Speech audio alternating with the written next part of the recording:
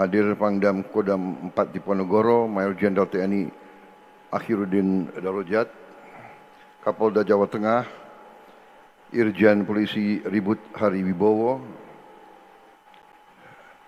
Gubernur Akademi Militer Mayor Jenderal TNI Rano Maxim Tilaar, Wakil Wali Kota Semarang Saudara Iswan Aminuddin, Bupati Magelang Saudara Grengseng Pamuji, Komisaris Utama PT Vektor Mobilitas Teknologi yang sekaligus adalah Ketua Umum Kadin Saudara Anindya Bakri sebagai tuan rumah beserta seluruh pegawai PT Vektor Sakti yang saya hormati.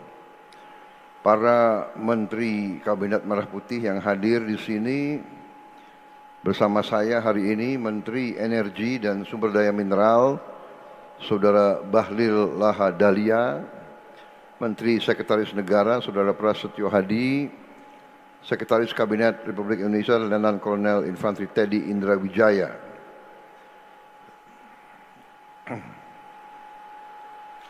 juga Ketua Umum Himpunan Pengusaha Muda Indonesia Saudara Ahmad Bukhori, kemudian Chief Executive Officer PT Vektor Mobilitas Teknologi Saudara Ardiansyah Bakri beserta seluruh jajarannya, para pimpinan Asosiasi Transportasi dan para pimpinan perusahaan swasta yang hadir dari PT Damri, dari PT Trisakti, dari 99 Cahaya, Bluebird, 7 Sukses, Isigo dan Transjakarta. Para tokoh agama dan para tokoh masyarakat daerah Magelang yang saya hormati, seluruh hadirin undangan, rekan pers dan media yang saya hormati. Tentunya sebagai insan yang bertakwa, marilah kita tidak henti-hentinya memanjatkan puji syukur kehadirat Allah Subhanahu wa taala bagi umat Islam. Tuhan Maha Kuasa, Tuhan Maha Besar yang memiliki sekalian alam. Hanya kepadanya lah kita berdoa dan hanya kepadanya lah kita memohon pertolongan. Kita bersyukur atas segala kebaikan, segala karunia, atas kesehatan yang masih diberikan kepada kita sekalian, atas kedamaian yang masih diberikan kepada bangsa dan negara kita. Kita dapat hadir di acara yang sangat membanggakan ini, yaitu peresmian fasilitas perakitan kendaraan komersial pertama berbasis listrik dari PT Vektor Sakti Industries. Saya sangat menyambut baik dan menghargai kegiatan ini, inisiatif yang telah diambil sejak beberapa tahun oleh Saudara Anindya Bakri beserta keluarga semuanya, kelompok usahanya yang terus bekerja dengan visi yang sangat jelas, visi ingin ikut serta dalam pembangunan bangsa Indonesia, dalam transformasi bangsa. Sebagai kelompok usaha ingin ikut serta dalam industrialisasi. Industrialisasi adalah bagian akhir ya, daripada suatu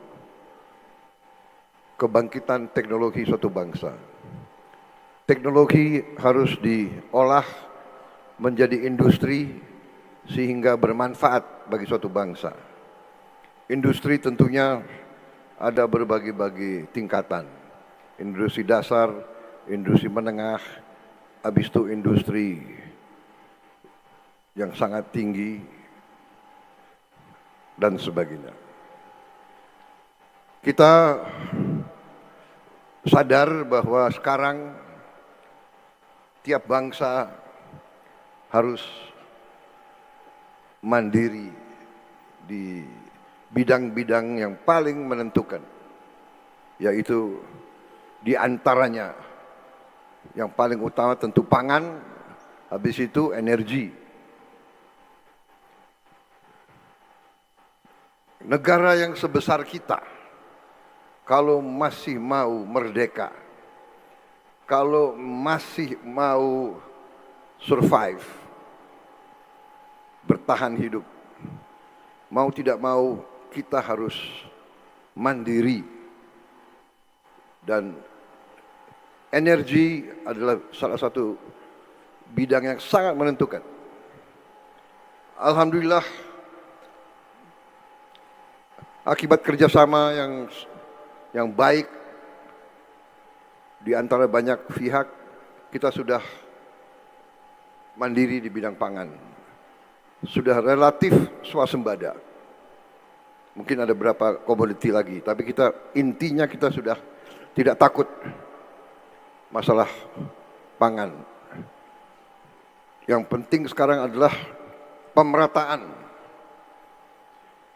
Tidak boleh ada orang lapar di Indonesia. Di bidang energi, kita sangat kaya, sangat banyak sumber-sumber kita. Jadi di tengah dunia krisis, banyak negara cemas, kita harus waspada, tapi kita optimis. Kita akan menghadapi tantangan berapa bulan yang akan datang. Tapi kita punya resources, kita punya sumber-sumber yang sangat kuat, sangat banyak. Walaupun bagaimana, kita harus hemat energi. Walaupun bagaimana, kita harus sekarang menuju energi yang bersih, energi terbarukan. Salah satu langkah adalah akan menggunakan listrikifikasi, memakai listrik untuk tidak lagi memakai terlalu banyak BBM dari fosil, dari karbon. Jadi inisiatif yang dilaksanakan oleh sektor ini, sektor industri, adalah bersejarah, adalah suatu tonggak yang membanggakan. Ibarat kita dulu diajarkan apa ya itu istilahnya ya, pepatah gitu ya. Ibarat pucuk dicinta, ulam pun tiba. Jadi inilah yang kita harapkan dari putra-putra, putri-putri bangsa Indonesia. Ya, memang negara butuh. Kita harus tinggalkan energi dari karbon, dari fosil. Kita gunakan hanya untuk yang strategis. Tetapi sekarang aftur pun bisa dari kelapa sawit. Dan kita punya banyak kelapa sawit. Ya.